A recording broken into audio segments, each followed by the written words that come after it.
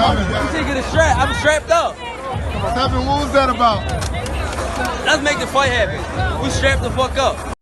Yes, ladies and gentlemen. Welcome to episode 165 of the SZN Podcast. I'm your host, Kam. I'm your host, Flowz.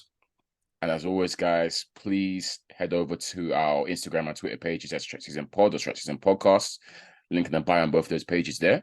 And that will take you to where we're situated that streaming-wise. So if it's audio you prefer, you've got the links there. And also if you want visuals as well, YouTube links also there as well. Wherever you get your podcasts, I guarantee you we're there, guys. So please make sure you do that for us. Yeah, Flowz. Back again, another week. Hope you're good. Yeah. Fit and firing. Yeah, I'm good. Yeah. I just clocked new headphones. I just clocked it. Got the new overheads. I'm liking it. I went for the overhead today. Yeah, I got the overheads in still. Got our mic here, obviously, and then just for this, just clear sound. Birthday gift, shout, yeah. shout to babies out. You know who. For real one. Yeah. Cool. Flowz, yeah, we got some boxing to talk. We're meant to be coming here. Obviously, last episode was great. We had Hayden on with this entire long ass breakdown about Buatsi Azeez.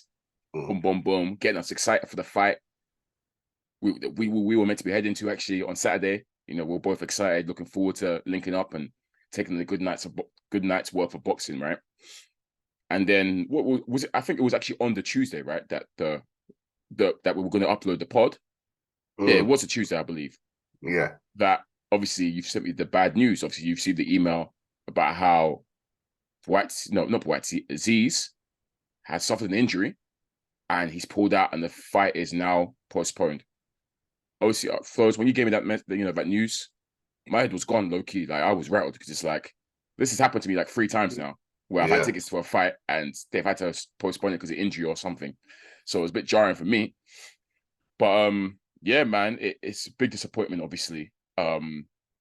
Naturally, obviously, Flowz, with boxing, there's always drama, right? Always promotional drama, promoters going at it. And first of all, praise up for Azeez. We hope that he's able to beat this injury, recover. They're looking to reschedule it for December time. Fingers crossed. We don't know yet, but that's when I think they're looking to get back on track for it. The fight isn't cancelled, it's just been postponed. So they're looking to reschedule it as we speak. So hopefully we can get that back on, because that's a great fight, obviously. And obviously I know it's disappointing for Buatsi, it's disappointing for both fighters. But Flowz, we have to talk about, the rumblings that came straight afterwards, because a clip has then quickly resurfaced of how Eddie Hearn, about 3 weeks ago, was claiming that he'd heard rumblings that the fight might not be going ahead.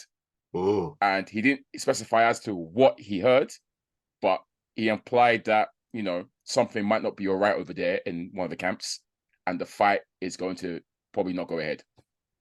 So naturally, people were there talking like, this injury, which Team Azeez has come out and said it's come out of nowhere, shock injury.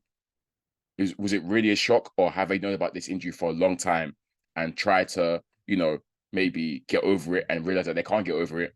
Cool, let's pull a fast one here, or not. That's what a lot of people were saying. Some people were suggesting that because they haven't sold enough tickets, they've sort of had to, say, yo, hold it for a second, let's build this up a bit more, to have that fight later in December. Maybe we can get more tickets sold, all that kind of stuff. So a lot of rumblings, Flowz, and Hearn caught a lot of backlash, as he always does. Yeah. For his comments. But what do you make of all of that? I think what Hearn was actually alluding to, but he weren't specific. I think initially 3 weeks ago when he made the message, he weren't specific as to why. But I think the sense is he was alluding to poor ticket sales and poor promotion. Even we spoke not too long ago, and I was like, there's still bare tickets available for this event. While Pendulum and Boxer was saying they've sold 10,000 tickets, and I think that's the capacity of the O2 when you don't open the full O2. I think that's the standard capacity for O2, 10K. So he's saying it's a sold out event. It didn't look sold out when I was checking. But yeah, Hearn, obviously when that's resurfaced, Hearn was asked, he's talked about, he heard the ticket sales were poor. He also said it's strange to see a a fight poured over injury and fight week, because fighters are winding down. They're not really doing too much rigorous activity in terms of training, sparring. Everything's kind of teetering down. So, it's strange that a fighter has pulled out injured in fight week. And people have kind of twisted those terms, those words by him, saying he's suggesting that Azeez is faking an injury, which he actually wasn't, because that Azeez himself would say it's strange. Anyone in boxing would say it's a freak or a strange incident to happen in fight week. Yeah. But Hearns can be ambiguous with his wording sometimes, and you could take his wording out of context sometimes. No context in the Hearn, right? Yeah, he can sometimes be ambiguous, but he will say that, and then he will say, "I'm sure it's completely legitimate." Mm-hmm. But if you want to pick and choose his words, you could say he was suggesting that Azeez is potentially faking the injury, which I don't think he was. But who knows? Even Joshua Buatsi seemed quite concerned. He said, I don't know if you saw his interview, he said the truth will come out eventually, that he's not sure. Yeah, so I don't believe Dan Azeez is faking an injury. I think he is injured, but most fighters go into fights injured. It's my understanding anyway. No fighter goes into a fight 100%. Yeah. It's a back injury. It's a back injury, right? I believe back injury. Yeah. We want to see these guys fight as 100% as possible. So facts. We hope Dan Azeez gets a speedy injury. We hope Boxer has we hope Boxer sells more tickets. Wherever can make this fight happen, wherever the potential excuse is, we hope it's rectified, we hope it's fixed, and these guys can get on. Yeah, absolutely. Fingers crossed, hopefully it happens this year. Hopefully. Yeah. I look forward to just seeing how they reschedule it, and again, as long as the fighters are, I don't want it to, like I said, Azeez feel like he has to take it now because of the fact that public pressure or people saying he's running, all that kind of stuff, and now he goes into a fight where he's not, as you said, they're never 100%, but he's less than what he could be. I wouldn't want that to happen personally. I want the best Dan Azeez possible versus the best Buatsi possible. So fingers crossed, hopefully, speedy recovery, like you say, Flowz, and we get that fight on later on this year. If not early next year, that'd be great. But obviously, as a result of this, Flowz, that kind of put the whole undercard in jeopardy. There was one particular fight in the undercard that a lot of people were sort of interested in, which was the Lawal versus Isaac Chamberlain fight. And I think in a quick turnaround, we found out that, okay, look, cool. They're looking to go ahead with the card. Obviously, not going to have it in 0-2 now because Lawal Chamberlain isn't an 0-2 caliber fight. Yeah. So they quickly, somehow managed to snag York Hall from Frank Warren. Someone managed to, grab it from him, and they put the Lawal Chamberlain and the rest of the card. I think the rest of the card, wasn't it? At York Hall. Yeah, at York Hall. So the card went ahead just without obviously Azeez and Buatsi. Lawal Chamberlain, Flowz. Obviously, this one had tongues wagging. I think the public wagging because the build-up between these two has been very smoky. A lot of beef between both of them. Two British cruiserweights. Well known in the UK. I think Chamberlain obviously has been in there with a Cody. He's been in there with CBS. Lawal, not the same kind of opponent, but has got some decent highlight reel knockouts, hasn't he? Up and comer. So First of all, the beef between them baffled me, Loki. I don't even know. Like, it was just weird to me. Like, I kind of one of the moments where I feel like it was kind of forced. I don't know where it kicked off from, but Lawal was. I've never seen Lawal talk so smoky. I'll be so real. I've never seen him like that. Yeah. Suddenly he was moving like a serious goon, and Chamberlain was just running his mouth. Chamberlain is he's a bit of a wind-up merchant, Chamberlain. He talks very well, to be honest. He can sell a fight and he talks a good game. So he was doing his usual stuff, just winding this guy up. But it got to the point, Flowz, where it's like, okay, I'm quite tired of all this back and forth between both of you. Let's hurry up and get this fight on, because all this preamble is annoying me now because it doesn't feel genuine, too tough. The fight itself, Flowz. Did you see it? I know you. Yeah, did you end up seeing it in the end? Yeah. Cool. Disappointing performance for Lawal, man. From me. I thought he got schooled, to be honest. I thought it's like he fought that fight. It's like he didn't realize it was a title fight. Because I think it was the British title was on the line, his British title that he had. And I think another belt was also on the line. I think was it it was Commonwealth Commonwealth, I think. Yeah. Lawal's coming to this, and it's like he's not even realizing that he's got his own belt on the line and he's defending it. Like he fought with like no intensity. From the opening bell flows, Chamberlain stepped to him. Chamberlain, who I always thought was the better boxer, but I think I might have, maybe leaned towards Lawal because of the fact that obviously I know he does hit hard, and Chamberlain has been in a few wars already, even though he's not even massively old, but he's been in quite a few scraps and wars. So I don't know, wear and tear and whatnot. But I knew Chamberlain outboxed him, but I thought maybe Lawal might be able to trouble him and catch him later on. Chamberlain then started with a high octane, a lot of energy, just pressing Lawal, just unloading on him really, and just, a high volume of punches. And Lawal isn't really doing anything, Flowz. He's happy to chill on the ropes, let himself get outworked, not fighting with any intensity. And when he was swinging, his timing was off. He was swinging widely, and Chamberlain was just, okay, see that, step out, dodge that, block that, cool, counter, combination. Like it was in the first the first half of the fight, I don't think I give Lawal a round, Flowz. I thought Chamberlain was having his way, easy peasy. And yeah, I thought to myself, what is Lawal going to wake up at any point in this fight? Yeah, bro, you're getting outworked here. You're letting this guy outwork you, out muscle you, do everything, and you're just chilling there. It was baffling, Flowz. It was baffling to me. It's almost like he was anemic. Oh man, I'm creasing because I think you tweeted Lawal's fighting like an aerial. Because when he decided to engage, Flowz, this guy will just swing heavy on white air, just hitting air. It was back, bro. He was even Flowz. He was even off balance. He was swinging so hard, he was off balance. He looked bad. I don't know Wagwan, Flowz. I don't know Wagwan. I had to tweet. I think he's fighting like an era boy.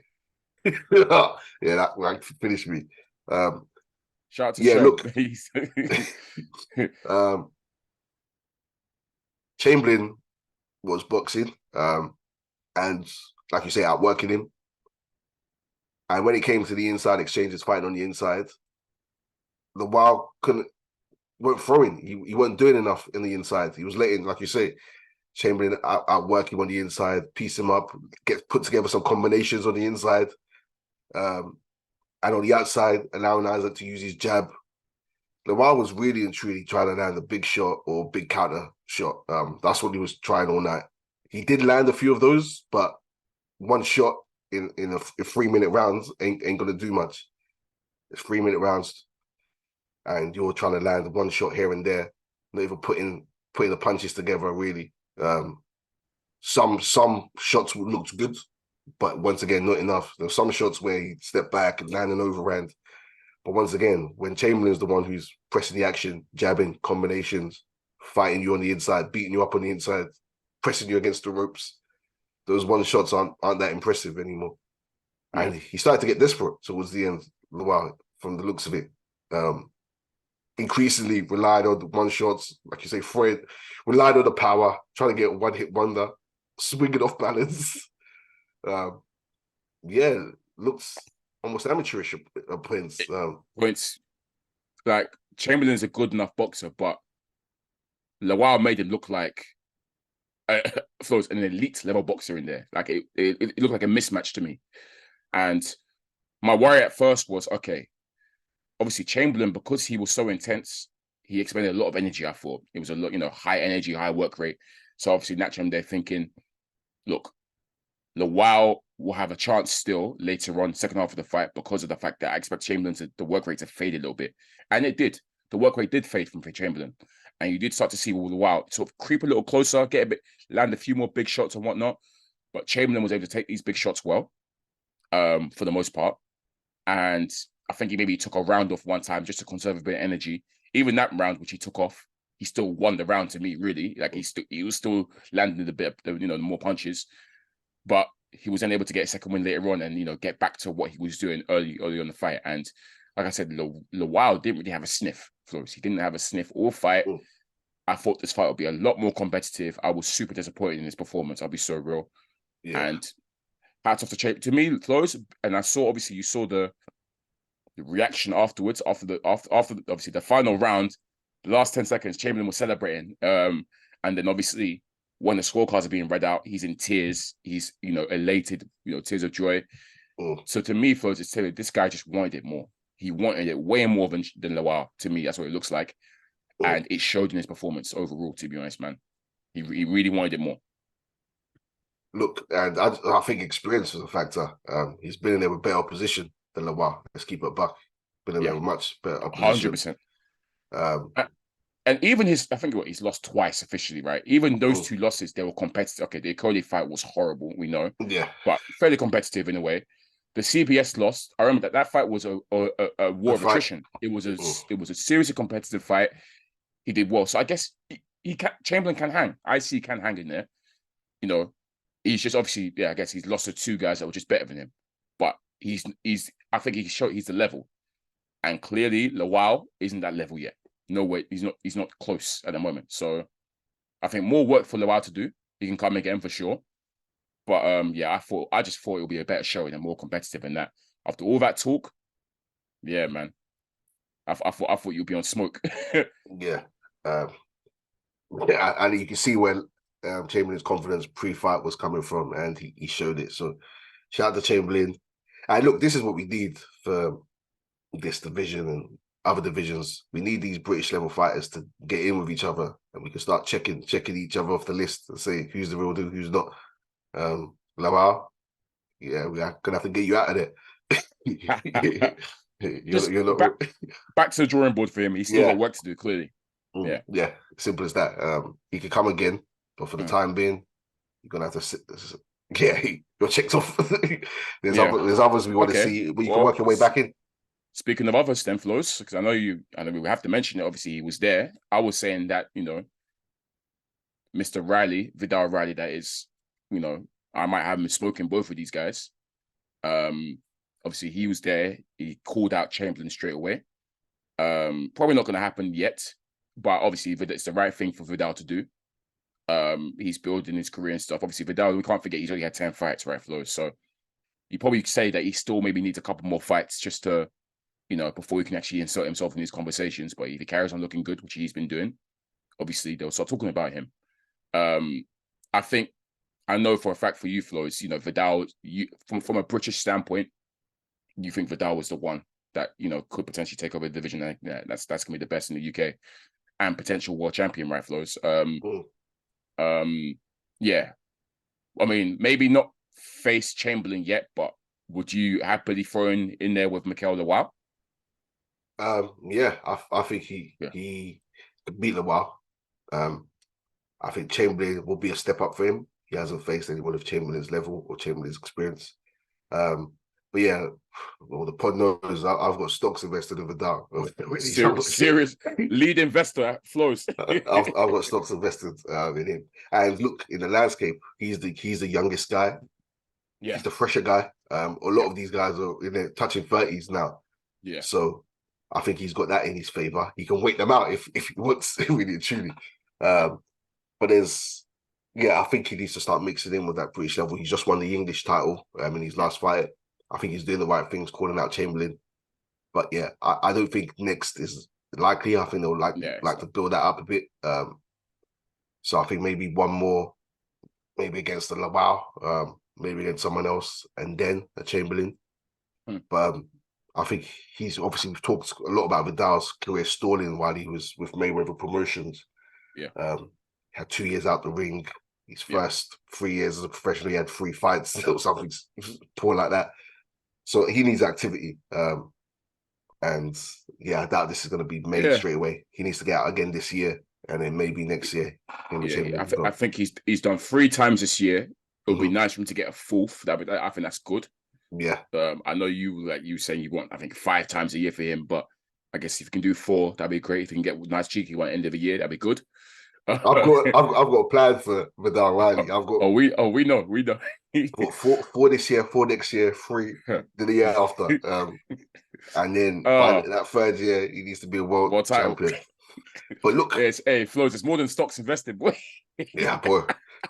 But there's I think in the rankings for the British title. Chevron Clark, who's with Matchroom, he's mandatory for the British title. So I don't know if maybe Chamberlain might vacate that, and it might be Chevron Clark versus Vidal Riley for the British title.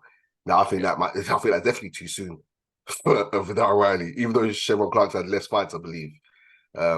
He's another guy who looks really strong in that division, up and coming. But once again, he's older as well. So Vidal Riley can be patient. There's even that, obviously, he just lost to Opataya, but that Jordan Thompson's a UK heavyweight, obviously. I mean, not heavyweight, cruiserweight. I mean, to be fair, he's probably going to go up to heavyweight, but if he's sticking around, person to have, throw in the mix as well. So, yeah. Frank Warren's got his own Elias Cesaro, who's looks a good up-and-comer as well.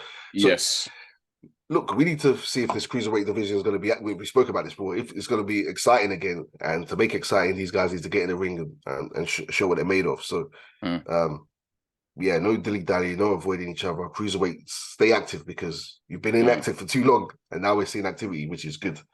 Yeah. Cool. Perfect. All right. Nice. Cool. The other fight that worth mentioning, obviously, that we previewed last week, Flowz, with Hayden, Jack Catterall, Jorge Linares. Now, to quote Hayden, because I think it was definitely something that was worth saying, he felt like Jack Catterall needed to sort of kick the door down and serve notice and put in a statement against Jorge Linares, who is freeweight world champion, legend, I guess, and the 38 now. He's been a quality champion in his prime, brilliant boxer in his prime. Bit of a UK destroyer, to be honest. He's come over here and smack up our guys all the time. But see, we expected Jack Catterall to, I think, win comfortably. But if he could make a statement, that'd be great. Let people know that, I'm still here at 140 pounds. I'm banging down doors. For me, Flowz, if I go off what Hayden said, and I agree with Hayden's statement, I think it was a dominant win for him.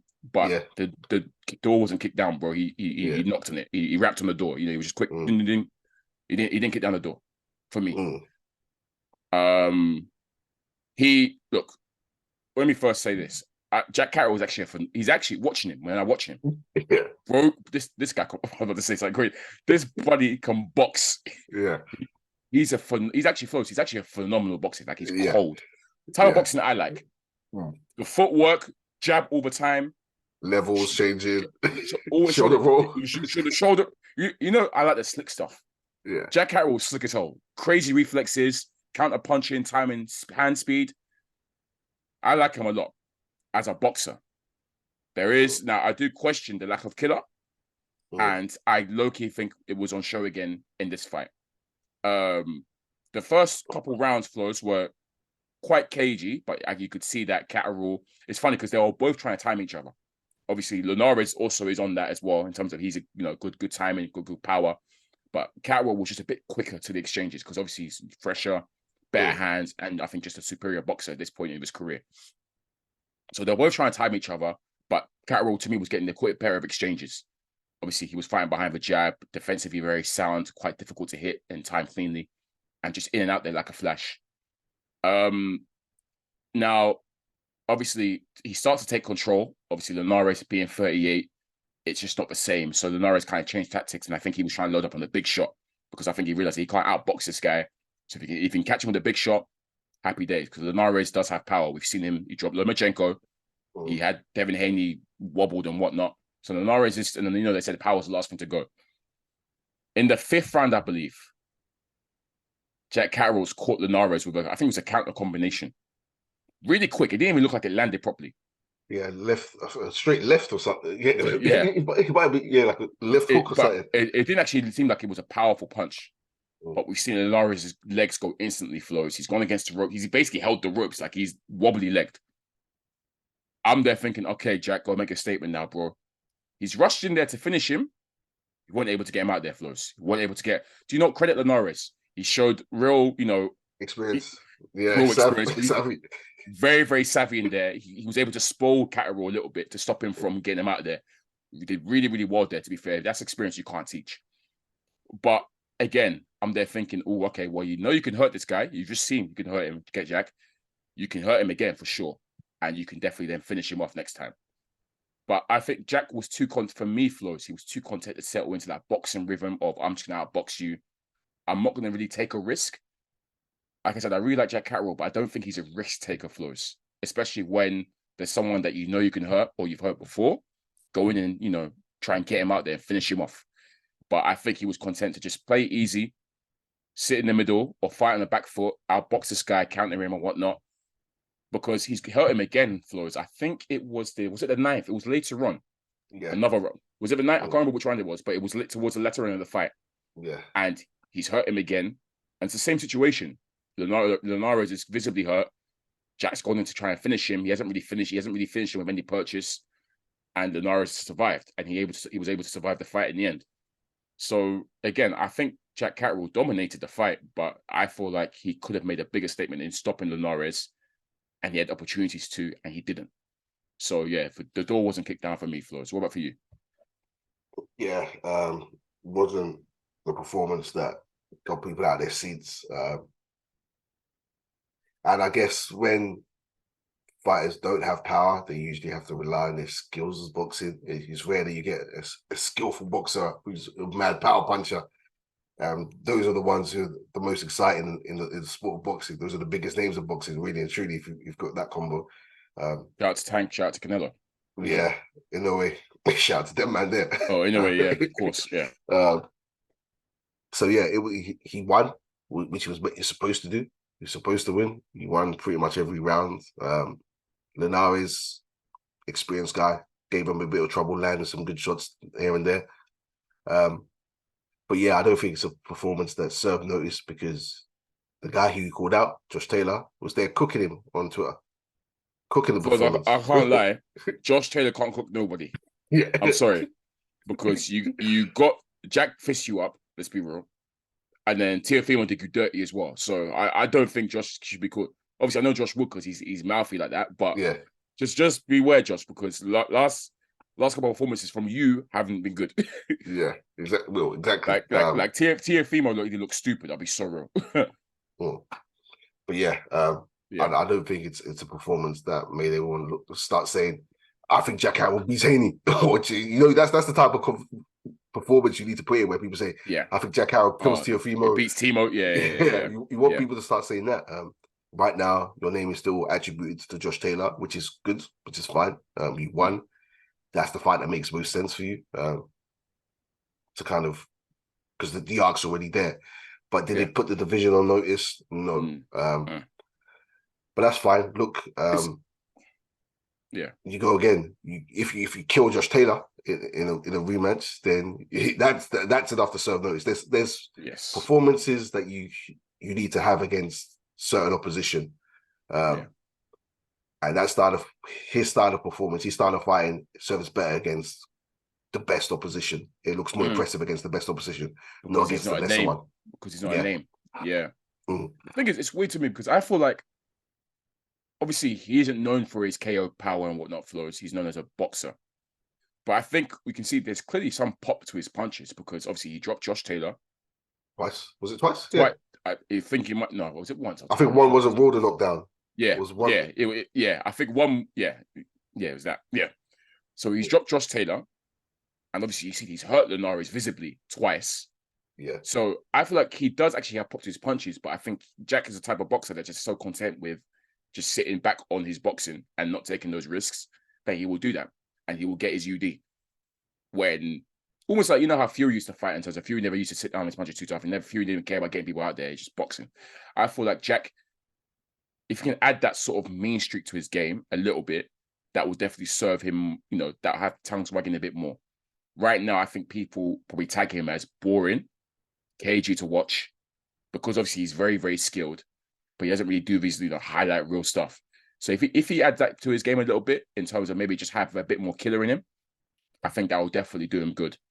I actually think Jack is a tough night's work for all the champions. To be honest, I think he kills Roddy, obviously. Yeah, but like even Tio, Regis, Jack, he's gonna be like he's definitely a threat. But them man probably won't be looking at him or caring about him because of the fact he doesn't bring money to the table. High risk, low reward. High risk, low reward. So yeah, their man are probably going to not look to, or be itching to fight him at all. You know what I mean? So, yeah. The Josh Taylor thing, obviously, he said it's personal between both of them, and that's why he called that Josh Tayller. They're potentially saying they might be at a catch weight, Flowz. Obviously, Josh Taylor, there's a lot of question marks on whether he's staying at 140 or moving up.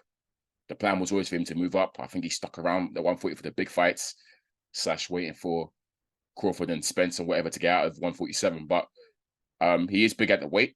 So, I think they said something maybe 142. They might have to have the fight at, or 143 maybe. But yeah. I don't know who that suits, to be honest. That probably suits Josh more, to be honest. If he's catch weight, he might be good. Yeah, I don't know. I don't know. I don't fancy the catch weight thing, but understandable. Obviously, if Josh Taylor is struggling to make 140, then fair enough. Yeah. Yeah, make it happen. Look, I think catch weight is the best for both of them. Yeah, I still think Jack Catterall should win. But maybe I'm willing him to win. Yeah. I'm hoping he wins. But yeah, like you say, I think Jack Catterall gives anyone problems in that division just because of his style. But yeah, I think he needs the Josh Taylor fight next. So once again, I think that if he does what he does to Josh Taylor again and beats him and gets the win, that serves notice to the division. 100%. Because Josh Taylor is a well-known name in America as well. So yeah. So that righting that wrong, basically beating him twice, will serve notice, and then he can start shouting the champions' names. He's too quietly spoken. He's too. Yeah. Where's he from? Liverpool or Manchester? Manchester, I think. Yeah, Manchester. Yeah, Manchester. That's what he's from. Yeah. Yeah, he needs to be more of a dickhead. Let's put it that way. What did he say? He'd be like Keyshawn. And just running his mouth. Yeah. I want to fight you. That's Southpaw. I want to fight you. Start pulling up to press conferences. Yeah, man. Start beating your chest, bro. Like I said, I think the plan will obviously be for him. Fight Josh Taylor. If he beats Josh Taylor, then maybe he can have the winner of Regis Dehaney. Maybe. I'll probably obviously match him, makes it easy, match him to zone. So yeah, that's probably what the plan would be ideally if he gets through Josh Taylor, obviously. Yeah. Cool. All right then, Flowz. Let's segue to next week. One particular card that's in the offering that's worth talking about. We're going to talk about what we believe should be the main event. The main event will have some words for it in a bit, but let's talk about the fight that's probably intrigues us the most. Finally here, Flowz, your boy David Adeleye, Fabio Wardley, finally getting it on after all the talk, after all the press, after all the brawls. After all the the stat dropping, records in the streets and that, it's finally here. I watched the presser between the both of them. Flowz, Adeleye was killing me as usual. Hilarious guy. Wardley, as you said, very composed, didn't rise to it, kept professional. I'll probably say he won that press conference in terms of the mental battle. He was cooking him a little bit. It killed me when he was saying, "Oh, wait, why are you jittery?" And Adeleye was trying to say that's not jittery. He said, Wardley said, "So what? Anyone that comes up to you, do you usually push them?" He's like, "Nah, I ain't jittery, man. It's just that's where I came from." I was a point. Flowz, when Adeleye said, "Oh yeah," they asked him, "What did you find out about Wardley when looking into his eyes?" He said, "Nothing I really know, man. We ain't cut from the same cloth." I said, "Shit." Oh man, he's actually hilarious. But this fight, Flowz, we've got to break it down. Look, I've said it before, Flowz. I don't really rate the new up-and-coming crop of UK heavyweights. I'll be so real. I don't particularly rate Adeleye. I don't particularly rate Wardley like that. If I'm picking a winner, Flowz, to me, Wardley takes this. Purely because, again, I don't rate both of them like that. But if I'm looking at the caliber of opposition, Wardley's been with a much higher level of opposition, David Adeleye. Let's be real. I think his best win probably is Gorman. But at one point, we're talking about how Gorman is a very good UK heavyweight boxer at UK level. So he dispatched. It's fine because he was getting pieced up at first. Then he did his usual Fabio Wardley thing of that he got hurt, and then he went crazy and stopped the guy in great fashion, to be honest. So apart from that, Molina, who we've called food many a time, but we can't deny the facts that Molina's been in there with AJ, he's been in there with Wilder, and he's been in there with, I'm sure, someone else that's good. Molina's been around. He's had title fights. So, just the level of opposition that he's been in with. Who would you say Adeleye's best opponent is? Is it Sokolowski? I think so. That's his most experienced opponent, probably Sokolowski. Yeah. There we go. Everyone says he lost. He didn't look good in that fight. So there's a clear, I think, gap in terms of opposition level, and that's because of that. That's literally why I sort of pull for what's his name, Wardley in this fight. To be honest, yeah, Adeleye hasn't really been in with, I guess, the level of opposition that he has. So yeah, that's literally the reason why. I don't particularly think Wardley's amazing. Obviously, he's still up and coming, but yeah, experience, man. Experience, I think, will win every day. Great fight, great build up. Press conference was brilliant. Both rose to the occasion. Loved it. I've loved the back and forths. Even when he first pulled up, I said, "This is what the division needs," because the heavyweight division was stinking as well. We have to remember, and these men have kind of stolen the show in the last few months. So yeah, look. Fabio Wardley's been in with the most experience, much more experienced fights so far. David Adeleye still learning his craft, it looks like. Sparring stories for both of these guys are brilliant.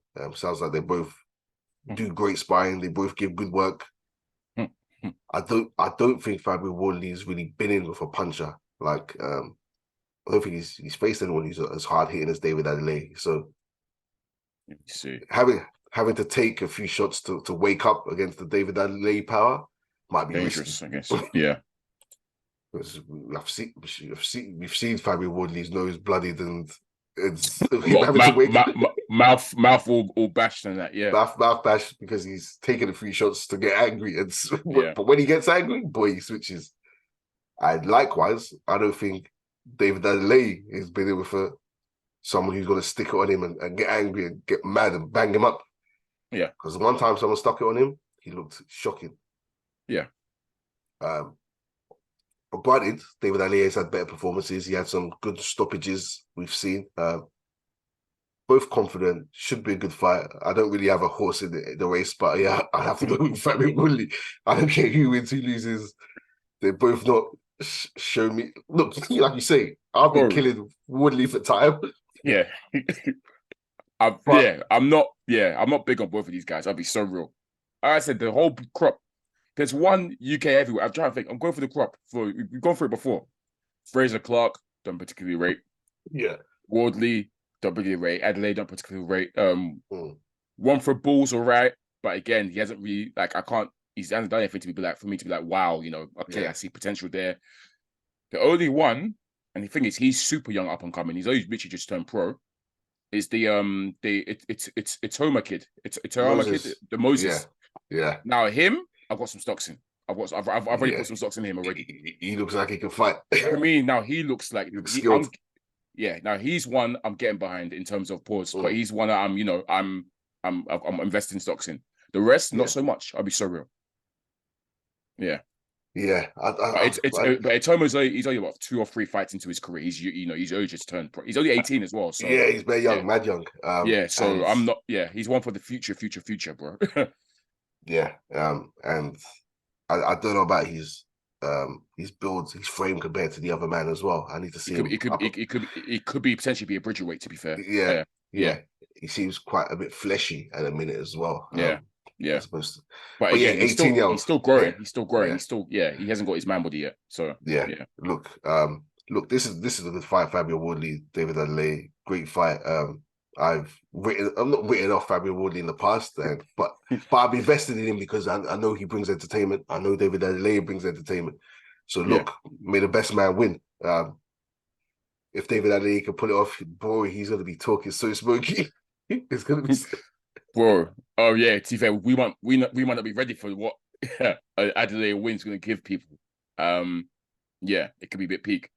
It's gonna be so And fun. again, look, these guys after all this talk, they better not be doing up, cagey. To be fair, they won't. No. The style of both of these men is impossible because Yeah. Wardley tends to just go for it. Wardley just tends to swing, and Adeleye claims he's on swingers as well. So yeah, we should be seeing. You know what I like to see? I want to see them chirping in there. I want to see them, going at it, smiling at each other. Come on, it should be hilarious. It should be a hilarious fight. Someone's gonna get knocked out at this. Oh Because yeah, look, oh yeah. with the scrap that happened before where Woodley got dropped, he's got to be angry. Like, I know he was calm and composed, but he's got to go in there. Look, I'm going to mash you up. Yeah, I'm going to make you a meme. Yeah, I need a war. I need back and forth knockdowns. For real. Yeah. Credits for both of these guys to be fair getting this on early because they didn't really have to. But yeah, shout out to both of them for getting it on early. And obviously, maybe we see Fraser Clark get in the mix afterwards with the winner. Who knows? Well, if Boxer allow him to, anyways. But yeah. Cool. On the undercard as well, Flowz. There's obviously a couple other heavyweights that's worth mentioning. Joseph Parker is back. He's fighting a Canadian heavyweight called Simon Keane. I don't know too much about Keane, Flowz, but I can see that he's 24 fights, 23 wins, 22 by KO. So he's powerhouse. He's only had one loss, and that was early on in his career. But he's got names on his. Obviously, he beat Molina this year. Sean Dale Winters. Yeah, these are some guys I have.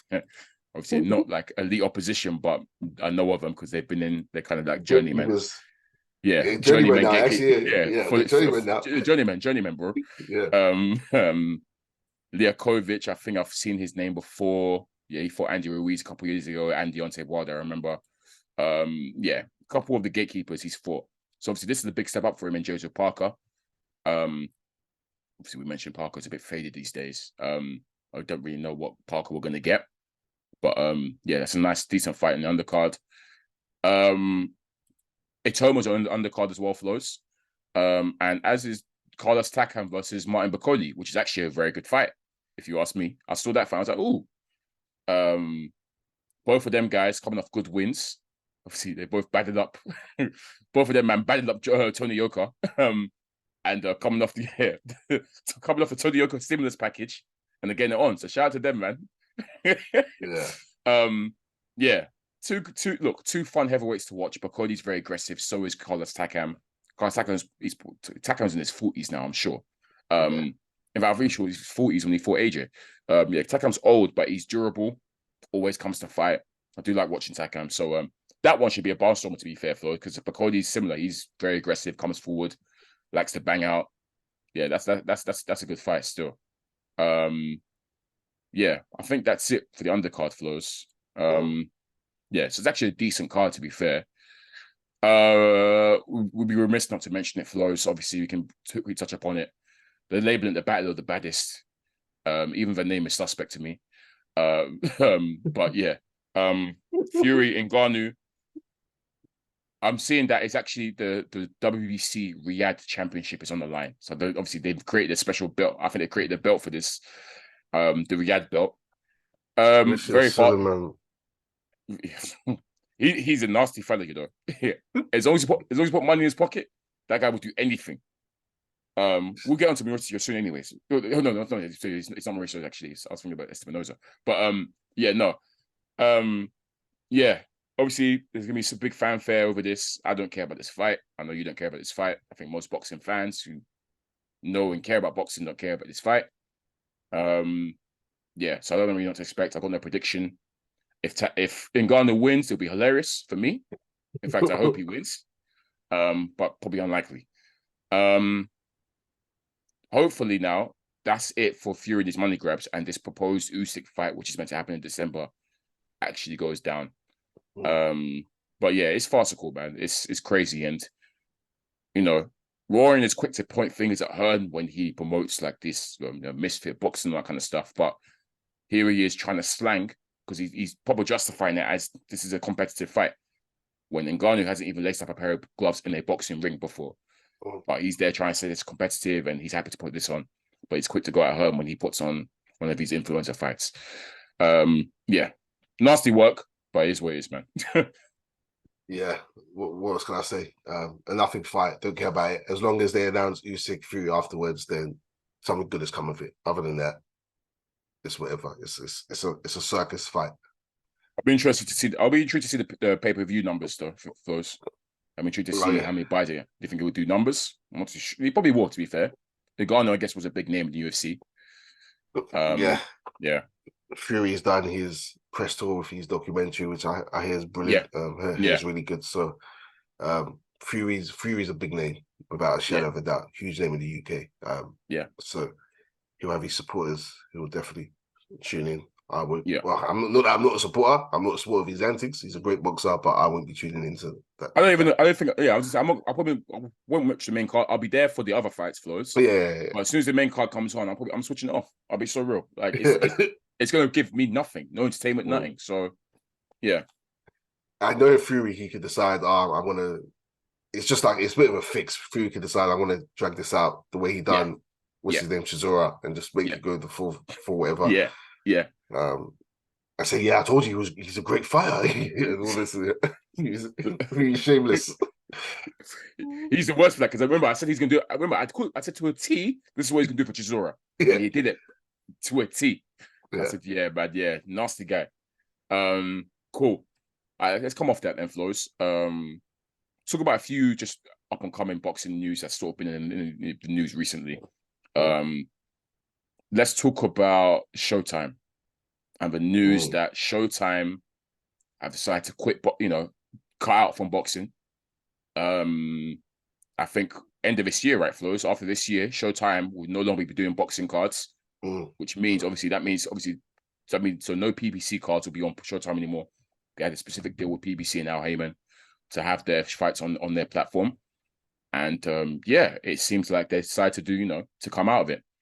I think it was a surprise, Flowz, at the time when the announcement came.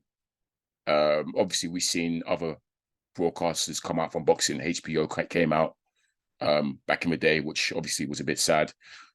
Still miss those HBO broadcasts. They were the best, to be honest. Mr. Showtime. Showtime they've been doing boxing for a long ass time. It used to be HBO versus Showtime. Those are the two they competing all the time. Obviously, you had Golden Boy over at HBO, and Mayweather was always at Showtime in the end. But it's end of an era, I guess. Sad to see Showtime go. They apparently fired Steven Espinosa out of the blue. Again, it's funny because I heard that apparently Espinosa obviously is was probably fighting his case it's rattling, like we've done such good work. Look at the money you brought in, look at the cards you put on this year. We've done incredible. And they were like, nah, we're not having it no more. So currently we don't know, but PBC at this, at the end of this year, I guess we'll probably see an announcement soon. But what it means is that PBC will have no home at the moment.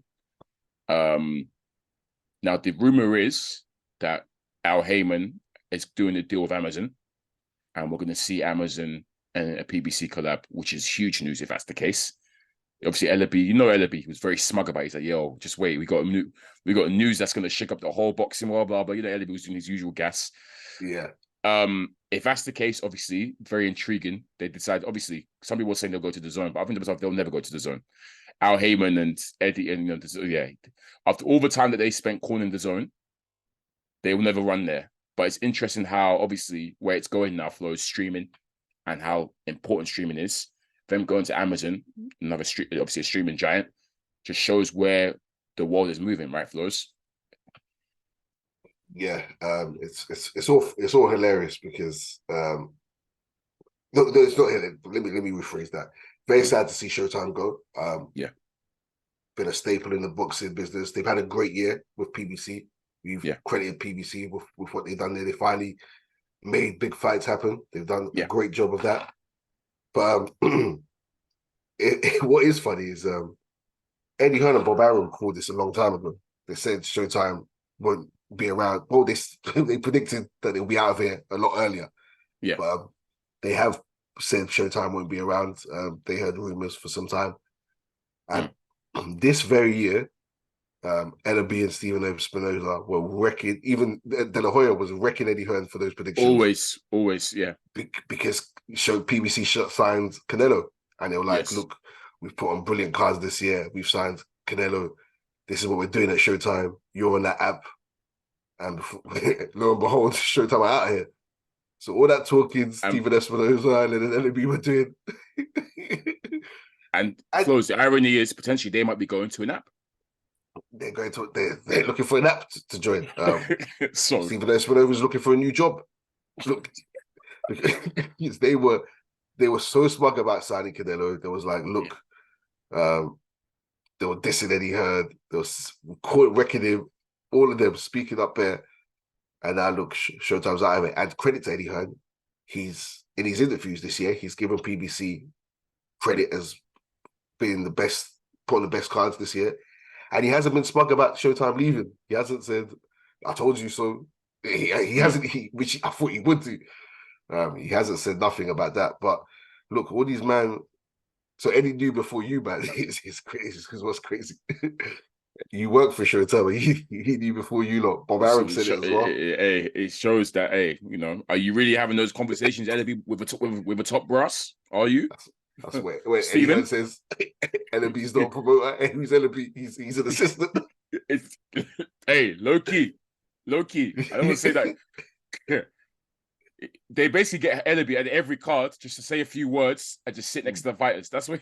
Yeah. But yeah, it's a shame that Showtime are leaving. But yeah, hopefully PBC find a new home, and hopefully they have enough money to continue putting on great cards. Hopefully the quality doesn't dip. Shout out to Al Heyman, man, because that guy's not even officially a promoter either. Never. Yep. He's a manager officially. Advisor. Yeah, advisor. Right. And to be fair, look, if it is Amazon, that's huge. One thing about Al Heyman, he's gonna get to the bag, regardless. Yeah. So one thing about Al, he's about that bag. So Amazon Prime, mega platform, mega company. That's very good competition for the zone, easily. Obviously, we got top rank is ESPN on there. They're on ESPN. So yeah. Obviously, again, it's still a giant. It's a streaming giant. Bigger, probably it's probably bigger platform than the zone. So that is a great move for them, anyways, and a forward-thinking move. But it's just sad, I guess, for Showtime going, because obviously Showtime, as you said, is a staple Flowz. Been around for a long ass time. Man, we're gonna miss some of their cards. But yeah, watch the space, listeners. We'll keep you updated on that. We'll be intrigued to see where they end up, and how the landscape looks going forward in 2024. I guess it's worth mentioning that this will probably one of the last couple Showtime cards, but on Friday they announced Keith Thurman Flowz versus Elimantis Stanionis. Keith Thurman, who obviously I've been very vocal about Flowz in this pod. He was at one point one of my favorite fighters in the world. I'll be so real. He's been going out very, very sad, in my opinion, recently. Very, very sad. It seemed like this, begging for fights, calling people out without fighting, without deserving shots. Literally, Flowz begging for fights. Finally could see him in the ring against a very, very good opponent. Stanionis is undefeated. Stanionis has been looking for a fight for time. He was meant to fight Ortiz like 3 times, right, Flowz? And the Virgil Ortiz fight kept falling through. So it's good that he's finally got his fight now against a very, very credible opponent. So that's a good fight, Flowz. December the 9th, Vegas pay-per-view. Look forward to that one. Yeah, good fight. Great for Keith Thurman if he wins. He's pretty much back in the mix if he does win. But activity is the key thing for these men, PBC. So good fight. I like it. We'll be competitive. Let's see if Keith Thurman's still got it, because now it's what's it called? Cobwebs again. Ring rust. he's got to shake that off again. I know you've been very vocal in saying that you want these men out of here now. So if Stanionis is a young, hungry waterweight that is, contender level. Obviously, he's been knocking on the door for a title shot for a while now, hasn't he, Stanionis? So yeah, I'll be very intrigued to see how Keith navigates that. If he shows me something Flowz, then fair play. He's got to get in the ring with, maybe deserves a shot. Obviously, well, Crawford and Spencer tied up, but he can stick around for a little bit more. But Stanios is another one to watch out for as someone that's up and coming. So yeah, he will have his work cut out for him for sure. And I got to mention Virgil Ortiz, Flowz. I hope wherever he is okay. I hope we do see him back. I know you've got question marks now whether if this guy might have to retire or whatever, but whatever you're doing, Virgil Ortiz, I hope you're doing all right and we get to see you back soon. Yeah, fingers crossed for him, man. Prayers up for Virgil Ortiz because boy, yeah, it'll be a real shame if we lose him. Yeah, for sure. Absolutely. All right, Flowz, I think we can call it a day there. Great episode. This has been episode 165 of the SZN Podcast. Once again, I'm your boy Cam. I'm your boy Flowz. As always, guys, please head over to the stream platforms to keep supporting us. Peace. I'm taking a strap. I'm strapped up. What was that about? Let's make the fight happen. We strapped the fuck up.